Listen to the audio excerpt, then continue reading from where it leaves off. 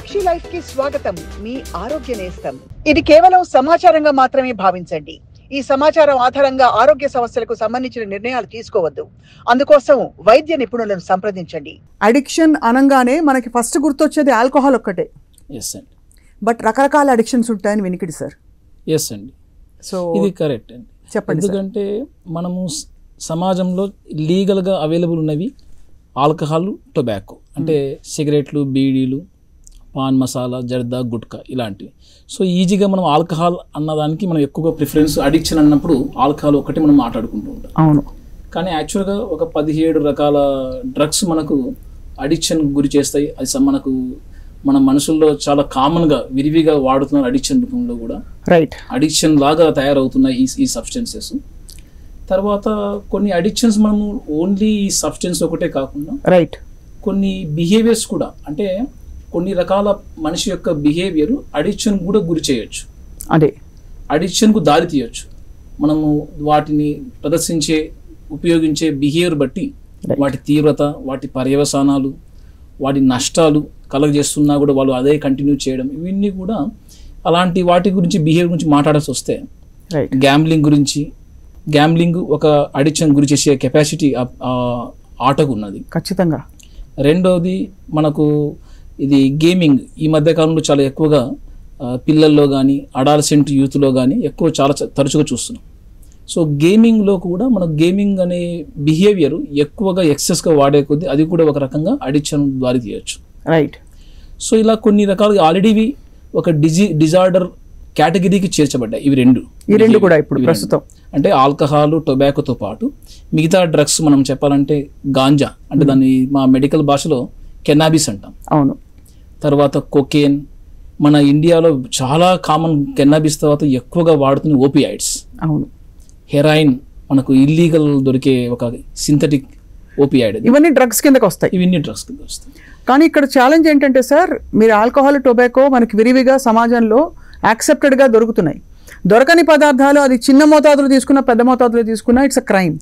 But దొరికే పదార్థాలు ఏవైతే మనకి ఎంత మోతాదులో తీసుకోవాలో తెలియక దానికి బానిస అయిపోతామో అక్కడ చాలా పెద్ద సవాల్గా మారుతుంది సార్. మనము క్రైమ్ భాషలో మాట్లాడడం కొద్ది పక్క పెడితే హెల్త్ భాషలో మనం మాట్లాడితే ఈ ఆల్కహాల్ దగ్గర నుంచి ఏ అడిక్షన్, ఒక మనిషి ఒక సబ్స్టెన్స్ వాడే విధానము అడిక్షన్ ద్వారా తీసుకెళ్ళావి అంటే ఆ అడిక్షన్ ఖచ్చితంగా ఏదో ఒక negative consequences, negative health problems వచ్చేసింది. రైట్.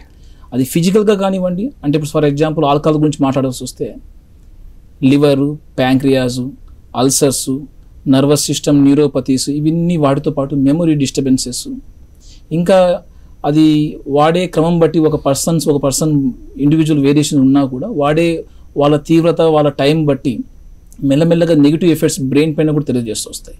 రైట్. లైక్ మెమొరీ ఒక విషయంలో కానీ, లేకుంటే వాళ్ళలో ఆ చేసే పనిని, ఆ డ్రింక్ లేకపోతే చాలా డెఫిసిట్స్ చాలా క్లియర్గా కనిపించేస్తుంటాయి. అవును. రాను డ్రింక్ తీసుకున్నా కూడా డెఫిసిట్స్ అందరికి తెలియజేస్తుంటాయి. సో ఈ గాంజా ఎఫెక్ట్స్ అయితే సైకలాజికల్ ప్రాబ్లమ్స్ చాలా ఎక్కువ ఉంటాయి. రైట్. ఇప్పుడు వేరే ఈ డ్రగ్స్, ఓపియాయిడ్ డ్రగ్స్ గురించి మాట్లాడాల్సి వస్తే వాటి విత్డ్రాల్స్ చాలా హాస్పిటలైజ్ అయ్యేంతగా సివియర్గా ఉంటుంది దాని విత్డ్రాల్స్. ఆల్కహాల్ అండ్ ఓపియాయిడ్ ఇవి రెండు డ్రగ్స్ యొక్క విత్డ్రాల్స్ ఎంత సివియర్గా ఉంటాయంటే మనం హాస్పిటలైజేషన్ కూడా అవ్వాల్సి వస్తుంటుంది.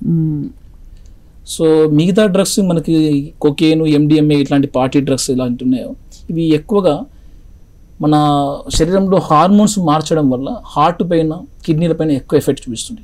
ఒక్కసారిగా వీళ్ళు బీపీ పెరిగిపోవడము, హార్ట్ని బ్లాక్ చేయడం బ్లడ్ వెజల్స్ ద్వారా. సో ఆ రకంగా ఇబ్బందులు కూడా వస్తుంటాయి. సో ఇవన్నీ అంటే ఈ ఇబ్బందులు ఇవన్నీ కాకుండా సార్, యాక్చువల్లీ అడిక్షన్ బారిన పడిన తర్వాత ఒక మనిషి బ్రెయిన్లో ఏం జరుగుతుంది, what happen scientifically if you see? So మనము అడిక్షన్ గురి కావడం అనేది ఇది ఒక స్టేజ్, ఇక్కడ నుంచి స్టార్ట్ అయింది అలా చెప్పడానికి కష్టం. సో మనిషి ఎప్పుడైనా సరే స్టార్ట్ చేస్తున్న ఏజ్ నుంచి, ఫర్ ఎగ్జాంపుల్ జనరల్గా ఆల్కహాల్ని కానీ టొబాకో కానీ, ఆల్కహాల్ గురించి మాట్లాడాల్సి వస్తే వీళ్ళ బ్రెయిన్ అనేది అడాలసెంట్ టైంలో ఎక్కువ జనరల్గా స్టార్ట్ చేస్తుంటారు. బిట్వీన్ 13 years to 18 years ఆ మధ్యలో వీళ్ళు ఒకసారి ఎలా ఉంటుంది ఆల్కహాల్ అంటే టేస్ట్ చేద్దాం, ఎక్స్పెరిమెంట్ చేద్దాం, దాని ఎక్స్పీరియన్స్ ఏదో చూద్దాం, సోషల్ జాయ్లాగా షేర్ చేసుకుందాం అని ఒక స్టార్ట్ చేస్తున్నప్పుడు ఆ ఏజ్ ఏ ఏజ్ అయితే స్టార్ట్ చేస్తున్నామో ఆ ఏజ్ వెరీ ఇంపార్టెంట్.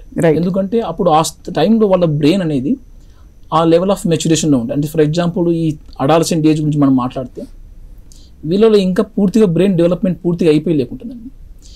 మరీ ముఖ్యంగా కంట్రోల్ చేసే కెపాసిటీ, ఏ విషయానికైనా సరే మనం ఈ విధంగా ఇంతవరకే ప్రవర్తించుతాం, ఇంతవరకే తీసుకుందాం, ఇది రేపు పొద్దున కన్సిక్వెన్స్ నాకు నెగిటివ్ రావచ్చు, ఇక్కడ ఆపుకుందాం అన్న ఒక విచక్షణ జ్ఞానం ఇచ్చే బ్రెయిన్ పార్ట్ ఇంకా పూర్తిగా డెవలప్ అయ్యలేకుంటుంది.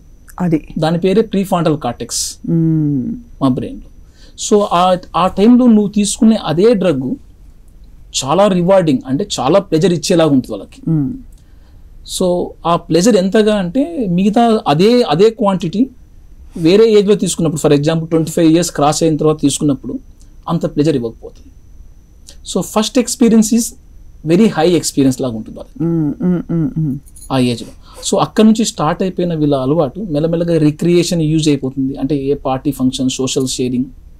సో ముందుగానే ఈ టైంకి నేను ఈ డ్రగ్తో నాకు ఇలాంటి ఎంజాయ్మెంట్ వస్తుంది అని ఒక ఎక్స్పెక్టేషన్ పెరుగుతుంది వాళ్ళు. రైట్. రాను అది రిక్రియేషన్ యూజ్ కాస్త ఒక రిస్కీ యూజ్లా తయారవుతుంటుంది. అంటే యాక్సిడెంట్ జరగడము, సంథింగ్ వాటితో ఆ డ్రింకింగ్ డ్రైవింగ్లో కానీ యాక్సిడెంట్ కానీ, ఇంకా చెప్పాలంటే మెమొరీ ల్యాప్సెస్, ఆ డ్రింక్ ఎక్కువ తీసుకున్నప్పుడు మెమొరీ ల్యాప్సెస్ కనిపించడము. రైట్. ఈ రిస్కీ డ్రింకింగ్ కాస్త హార్మ్ఫుల్ యూజ్, అంటే 1-2 సార్లు నాకు gastritis, liver problems, pancreas problems, pain, abdominal pain ఎక్కువ రావడం, వామిటింగ్ రావడం, ఇవి వచ్చింటాయి. ఫిజికల్గా ప్రాబ్లమ్స్ కూడా వచ్చింటాయి. అయినా కూడా వాళ్ళకు డాక్టర్ అక్కడ ప్రైమరీ కేర్ ఫిజిషియన్ జనరల్గా సజెషన్ చెప్తారు, మీరు డ్రింకింగ్ ఎక్కువ తాగడం వల్ల, ఒకవేళ డ్రింకింగ్ నువ్వు చెప్పగలిగితే కన్నా ఆ టైంలో కన్నా చెప్పగలిగితే దీన్ని డ్రింకింగ్ వల్ల రావచ్చు, నువ్వు డ్రింకింగ్ ఆపడం బెటర్ అని చెప్తుంటాం. ఆ సజెషన్స్ ఉన్నా కూడా అంటే బాడీ అప్పటికి హార్మ్ఫుల్ ఎఫెక్ట్స్ స్టార్ట్ అయిపోయాయి. రైట్.